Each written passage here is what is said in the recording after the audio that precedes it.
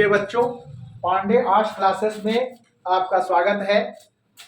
आज हम हिस्ट्री का मेजर बोला जाए या माइनर पेपर बोला जाए, दोनों के लिए एएमडीसी पेपर तीनों के लिए, क्योंकि आज हम लोग करने वाले हैं प्राचीन भारतीय इतिहास के स्रोत। सबसे पहले हम लोग को इस बात की जानकारी लेना है कि स्रोत क्या होता है। स्रोत का मतलब क्या होता है? स्रोत का मतलब होता है साधन। अंग्रेजी में इसको बोलते हैं sources, various sources of ancient Indian history. प्राचीन भारतीय इतिहास के विभिन्न स्रोत जिसके द्वारा हम इतिहास की जानकारी प्राप्त करते हैं। मेनली अगर देखा जाए तो मोटे तौर पर भारत के इतिहास के, प्राचीन भारत के इतिहास के स्रोतों को तीन भागों में बांटा गया है। साहित्यिक स्रोत जिसको हम बोलते हैं लिटरेरी सोर्सेस, पुरातात्विक स्रोत जिसको हम लोग बोलते हैं आर्कियोलॉजिकल सोर्सेस, और विदेशी यात्रियों के विवरण, डिटेल्स ऑफ फॉरेन ट्रेवलर्स। ये तीन हमारे प्राचीन भारतीय इतिहास के स्रोत हैं। और ये आपके भारत के जितने भी विश्वविद्यालय हैं, चाहे वो जेएनयू हो, चाहे बीएचयू हो, चाहे जामिया मिलिया इस्लामिया हो, चाहे विनोद बिहारी महतो हो, चाहे वो आपका विनोबा भावे विश्वविद्यालय हो या आपका रांची संपूर्ण भारत के विश्वविद्यालयों के लिए प्लस जो आपका कंपटीशन के लिए, कमीशन के लिए जीके जीएस की तैयारी कर रहे हैं, इसलिए कोई स्पेसिफाई ये केवल सेमेस्टर के लिए नहीं है, बल्कि ये आज की जानकारी अगर आप इसको कर पाएंगे तो मैं सोचता हूं कि भारत के इतिहास के स्रोत से रिलेटेड पूरा नहीं लेकिन 75% आपका कोर्स कवर होगा अगर इसको आप ध्यान से सुनेंगे और इस पर विचार करेंगे तो। जैसा कि मित्रों, मेरे दोस्तों, बेटे बेटियों, ये तीन साहित्यिक स्रोत को हम एक एक करके इसको बताएंगे। सबसे पहले चलते हम साहित्यिक स्रोत में। साहित्यिक स्रोत का मेरा सबसे पहला पॉइंट है वेद। बोलता है वेद जो है प्राचीन भारतीय इतिहास को जानने के लिए सबसे महत्वपूर्ण साधन के रूप में है। वेदों की संख्या 4। ऋग्वेद, यजुर्वेद, सामवेद और अथर्ववेद, है ना। ये 4 वेद हैं। वैदिक काल को मुख्य रूप से 2 भागों में बांटा गया है, ऋग्वैदिक काल और उत्तर वैदिक काल। माने ऋग्वैदिक काल में केवल 1 वेद की रचना हुई और उत्तर वैदिक काल में 3 वेदों की रचना हुई, सामवेद, अथर्ववेद और यजुर्वेद। ऋग्वेद में क्या है?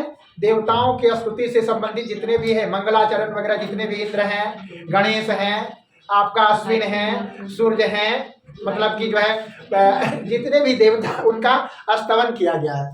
सवाल उठता है जहां तक सामवेद का, वो संगीत कला का वेद है। माने संगीत कला का प्रारंभ और प्राकट्य अगर हम कहें, शुरुआत अगर कहें तो भारत से। सामवेद का मतलब संगीत कला का वेद है। यजुर्वेद माने आयुर्वेदिक दवाओं का। धन्वंतरी की अगर हम बात करें, आयुर्वेद में एक से एक वानभट्ट, वाग्भट जैसे बहुत सारे ऐसे आचार्य और विद्वान हुए हैं। वर्तमान समय में लोग एलोपैथ को छोड़कर नेचुरोपैथी की ओर जो जा रहे हैं। आज विश्व योगा दिवस मनाया गया। बहुत गर्व होता है हमें भारतीय अपने आप को कहने में, इसलिए कि आज हमारी बात को पूरी दुनिया स्वीकार कर रही है, एक्सेप्ट करे। Come to the point. Veda 4 और चारों का मैंने बताया। फिर ब्राह्मण ग्रंथ, वेदों से रिलेटेड ही इसमें शतपथ ब्राह्मण है।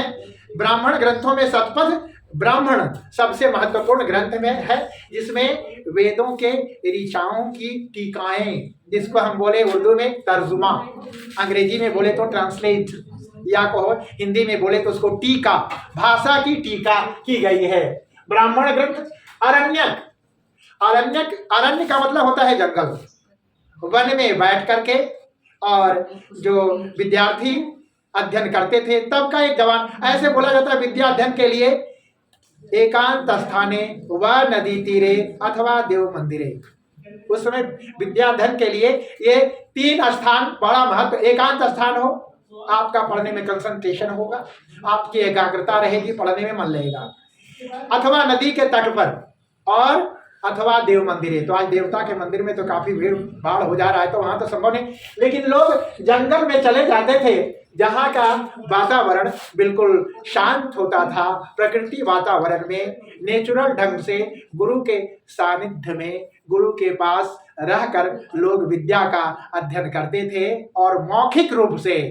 तब की ये बात है जबकि लिखित प्रमाण नहीं था। अगर हम इसको इतिहास में प्रेहिस्ट्री भी बोल दें, प्राक इतिहास अगर हम बोल दें, तो ये ब्राह्मण ग्रंथ अरण्यक जो था, इसकी रचना हुई बाद में। उन्होंने, जैसे कबीर तो पढ़े लिखे नहीं थे, लेकिन साखी, सबद और रमैनी उन्होंने खुद कहा, मतलब कि मसी कागज छुओ नहीं, कलम कहो नहीं। इसलिए आपकी शंका का समाधान कर रहे हैं। आप सोचे कि आखिर अरण्यक लिखित नहीं था तो अब कैसे? तब जो कहा गया था उसको बाद में लिखा गया। कहा? अरण्य में, जंगल में। उपनिषद, उप का मतलब होता है नजदीक, और निषद का मतलब गुरु, अर्थात गुरु के समीप बैठ करके, गुरु के नजदीक बैठ करके जो विद्या का अध्ययन करते थे, विद्या हासिल करते थे, वह सारी की सारी जानकारियां आपका उपनिषद में है। आगे अगर चले वेदांग, वेदांग को अगर संधि विच्छेद करें, माने वेदों के अंग, वेदों के हिस्से, वेदों के टुकड़े, वेदों के एक्सप्लेनेशंस, वेदों के तर्जुमा, वेदों के अनुवाद, वेदों के ट्रांसलेट, इतना शब्द मैंने बताया। उसके लिए वेदों के अंग को कहते हैं वेदांग। जितने भी वेद हैं उन सारे वेदों के एक एक अध्याय को, एक एक सर्ग को लेकर के 2, 3, 4 वेदांग बनाए गए। अर्थात वेदांग का मतलब वेदों के अंग हैं, जो भी प्राचीन भारतीय इतिहास के महत्वपूर्ण स्रोत के रूप में है। अब जरा आगे चलते हैं। स्मृति, स्मृति का मतलब होता है अपनी यादगारी से जो हम ज्ञान हासिल किए, मेरे पास ज्ञान है। जैसे अभी मैं वीडियो बना रहा हूं, मेरा बनाने का ही उद्देश्य है कि जो हमारे पास जानकारी है आप लोग तक शेयर करें, आप लोग को बताएं, ताकि इसी तरह पीढ़ी दर पीढ़ी, एक से दूसरे से तीसरे के से चौथे ऐसे चलता रहता है। यही एक ऐसा चीज है, विद्या धर्म सर्वधर्म प्रधानम, ना चौरहार्यम, इसको चोर भी नहीं चुरा सकता है, ना भ्रातृभाज्यम, और नहीं तो भाई बांट सकता है। व्यये कृते वर्धते नित्यम, आप जितना खर्च करेंगे उतना आपका बढ़ेगा। इसलिए मेरे मित्रों, मेरे बच्चों, आपके पास जो जानकारी है, जब आप दूसरे को शेयर करिएगा और बताए, एक टीचर क्यों है, हमारे पास इतनी जानकारी क्यों है, आप बैठे हैं, इसका मतलब यही है एक ही चीज को पढ़ाते, कोई नई बात नहीं है। हम तो पेज नंबर बता देंगे किसमें है, कितना है, क्या। इसका कारण क्या है? करत करत अभ्यास ते जड़मति होत सुजान, रसरी आवत जातते सिल पर परत निशान।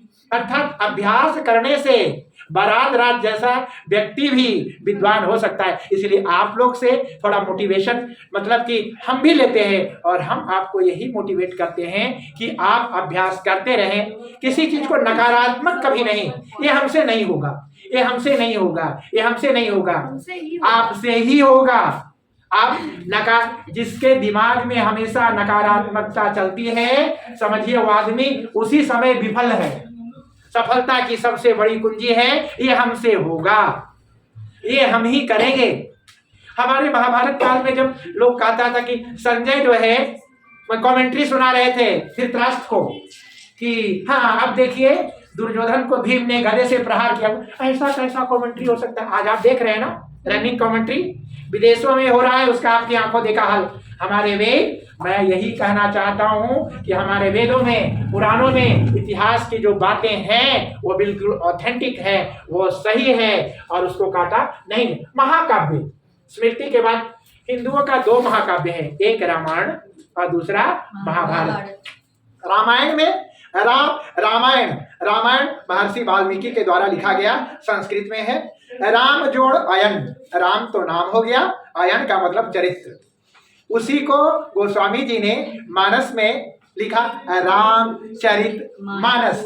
राम के चरित्र, मानस का मतलब होता है दर्पण, राम के चरित्र का दर्पण, राम के चरित्र का दर्पण, mirror of character of Lord Rama. Character of Lord Rama, मैंने उसका तर्जुमा कर दिया, उसका अनुवाद कर दिया, उसका टीका कर दिया, उसका भाषा कर दिया तुलसीदास ने अवधी भाषा में। अर्थात हमारे महाकाव्य है, महाकाव्य मतलब कि रामायण है, महर्षि वाल्मीकि के द्वारा संस्कृत में लिखा गया, और रामचरितमानस जो है आपका, इसमें रामचरितमानस हमको बतलाता है कि एक पुत्र कैसा होना चाहिए, एक पिता कैसा होना चाहिए, एक भाई कैसा होना चाहिए, एक दास कैसा होना चाहिए, एक पत्नी कैसा होना चाहिए, एक राजा कैसा होना चाहिए, एक प्रजा इन सारी बातों का, अर्थात रामचरितमानस अपने आप में संपूर्ण सामाजिकता का, राजनीति का, धार्मिकता का और नीति का सबसे बड़ा ग्रंथ है, जो संस्कृत में महर्षि वाल्मीकि के द्वारा और अवधी में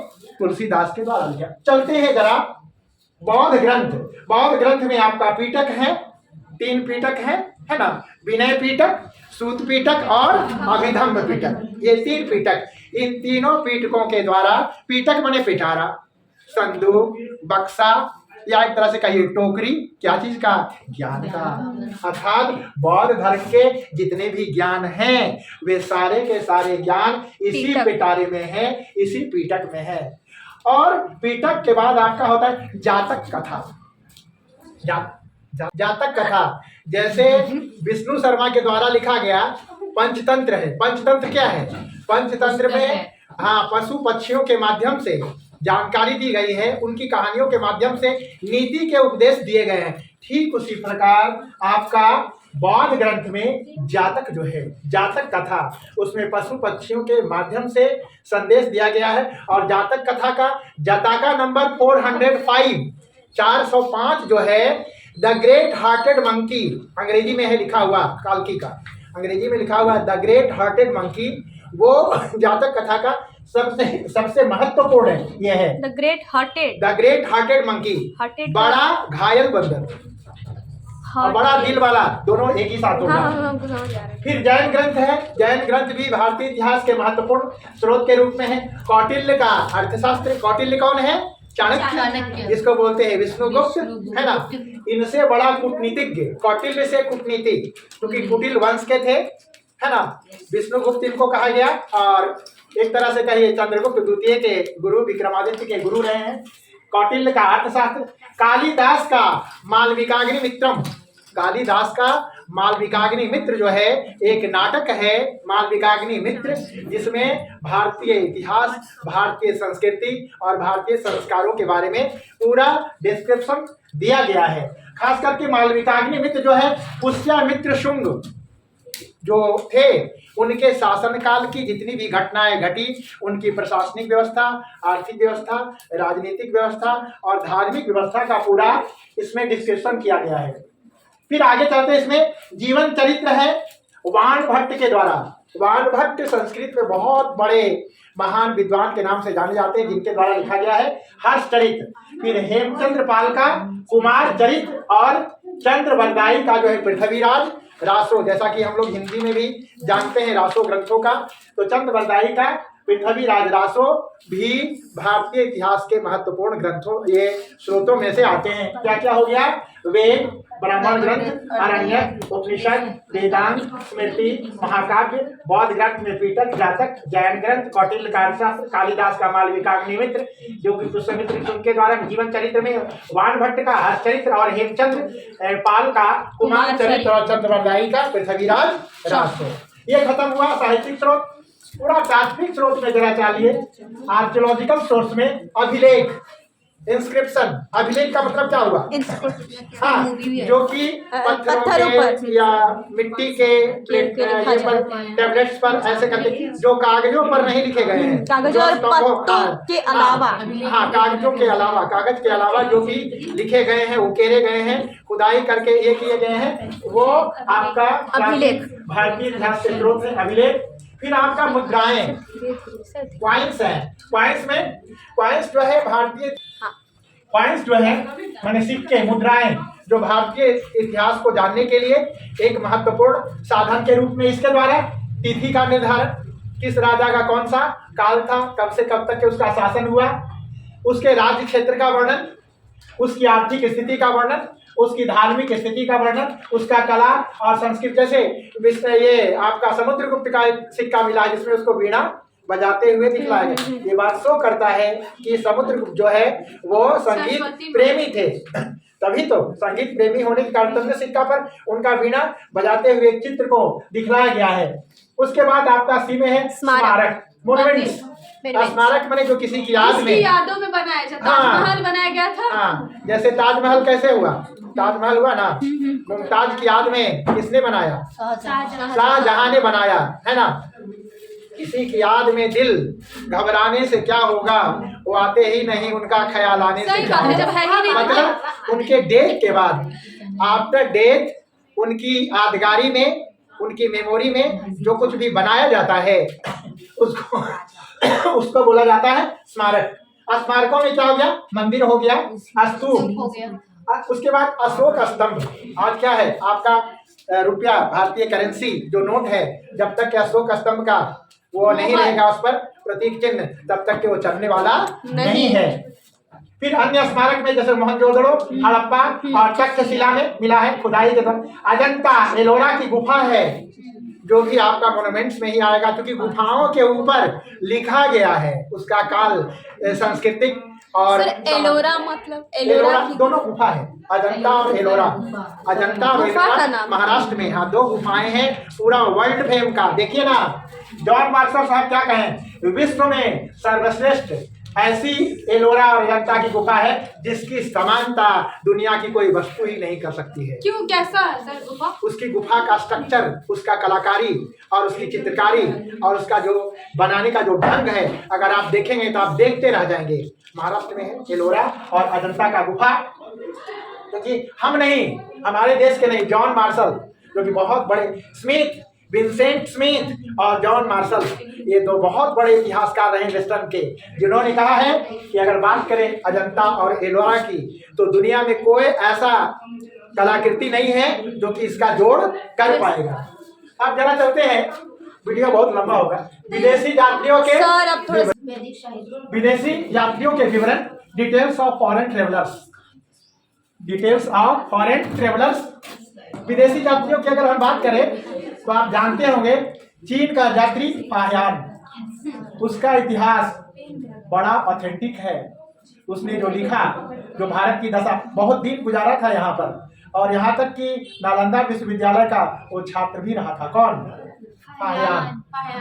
उसकी यात्रा हुई थी 399 से 412 के ये में, यहाँ रहा था भारत में। अरब का यात्री कौन? अल-बेरूनी। और आपका मिनहाज जो है आपका 11वीं शताब्दी में, मिनहाज जो है 11वीं शताब्दी में भारत आया था। फिर आपका है मीर फांग, और यूनान का यात्री हेरोडोटस, फादर ऑफ हिस्ट्री, जिसको हम इतिहास का पिता कहते हैं, पिता नहीं बल्कि पिता, इतिहास का पिता जिनको कहते हैं, यूनान का यात्री हेरोडोटस। और हेरोडोटस कब आया था? 484 से 431। उल्टा कैसे आया सर? हाँ, बीसी चल रहा है ना, हाँ सर, बिफोर क्राइस्ट। हाँ जी सर। और उसके बाद आया था यूनान का यात्री केसियस, 416 से लेकर के 398 इसका काल रहा है। यही बच्चों हम प्राचीन भारतीय इतिहास के स्रोतों को देखते हैं, साहित्यिक स्रोत, पुरातात्विक स्रोत और विदेशी जातियों के वृत्तांत। अगर ये वीडियो आपको जानकारी देता है, अगर ये वीडियो आपको अच्छा लगता है तो हमारे इस चैनल को लाइक कीजिए, सब्सक्राइब कीजिए, अपने मित्रों को, अपने दोस्तों को इसको शेयर करिए, ताकि हम भी मोटिवेट हों और आप भी मोटिवेट हो। और अगर हम मोटिवेट होंगे तो हम अच्छी अच्छी विषय से संबंधित वीडियो डालेंगे, क्योंकि आप हमको मतलब अगर मोटिवेट करेंगे तो आपके ये में हम अच्छे ढंग से जितना भी आर्ट्स का विषय है हम एक एक करके ऐसे विषयों को भी आपको लेकर के आएंगे। जैसे आपका विश्वविद्यालय में दर्शन शास्त्र है, दर्शन शास्त्र के कोई नहीं तो आपके पास कोई ऑथेंटिक बुक है, मनोविज्ञान है जिसका कोई नहीं है, तो आइए मेरे पास धनबाद में आपका SSLNT कॉलेज के पीछे HP गैस के बगल में पांडे आर्ट्स क्लासेस आपकी सेवा में सुबह 7:30 से लेकर के लगातार आइए और सेवा पाइए। और एकदम सहज और बड़ी सरल भाषा में आपके शब्दों में मैं ये बतलाने का प्रयास करूंगा। इसी के साथ ये समाप्त।